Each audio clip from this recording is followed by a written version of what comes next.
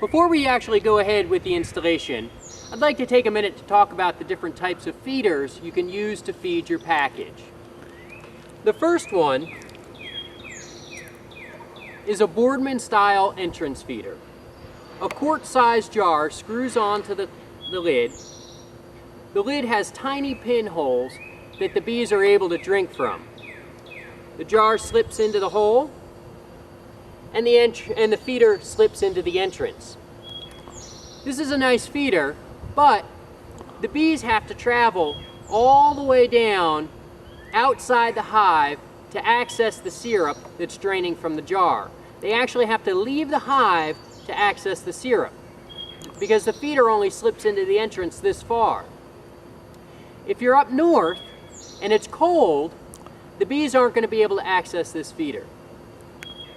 It's a nice feeder, but there's some others that might work a little bit better. This is a 1-gallon pail feeder. In the lid of the pail is a stainless steel screen. You fill the pail up with syrup or sugar water, and then place it over top of the inner cover hole. The bees are able to come up from underneath and access the screen in the lid of the pail. Bees never actually have to leave the inside of the hive to get to the feeder. This just sits on like that, and then you can place an empty hive body around this and then put your cover on top of that to seal this. Another type of feeder is this one over here. This one's designed for a 10-frame hive. This is a plastic top feeder, and the bees can access this feeder from both ends. It rests right on top of the hive, and the bees are able to come up through this slot, and I've got this divider popped out so we can see. They come up through this slot right here. You can see my finger coming through the slot. They come down over, and this divider fits in place like this, and the bees are behind it. The syrup obviously goes in the center, and the bees aren't able to get from behind the divider into the syrup. And in fact, we don't want them to. If they did, they would likely drown.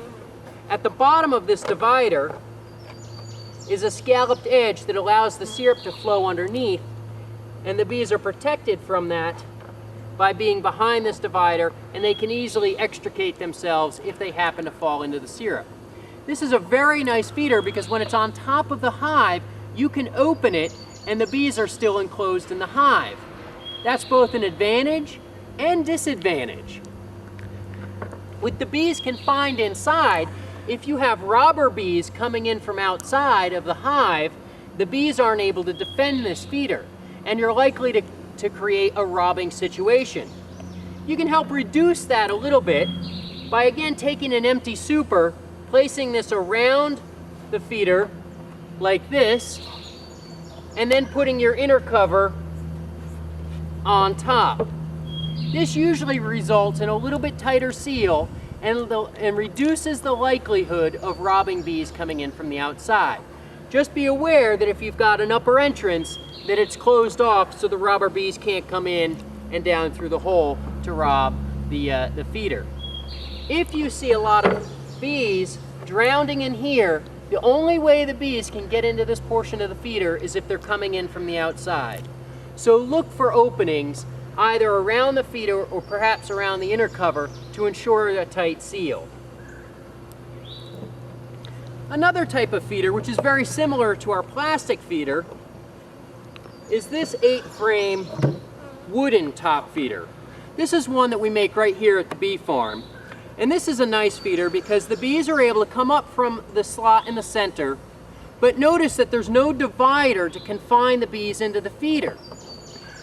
That's very good because if this is on the hive and you get robbing bees coming in from the outside, the bees in the colony are able to defend this feeder and reduce the likelihood of a robbing frenzy. This feeder also has these floats that do just that. They float on the surface of your sugar water or corn syrup and provide a platform for the bees to walk, greatly reducing the drowning that occurs in this feeder. The feeder sits on top of the hive, then your inner cover, and then of course your outer cover. Again, if you have an upper entrance, as our inner covers do, be sure that when you put your outer cover on, you slide it up tight against that to seal it so you can't get bees robbing.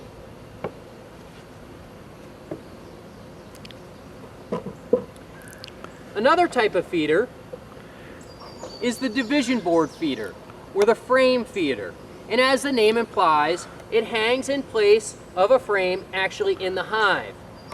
We make ours here at the bee farm with a hardware cloth down the center chute.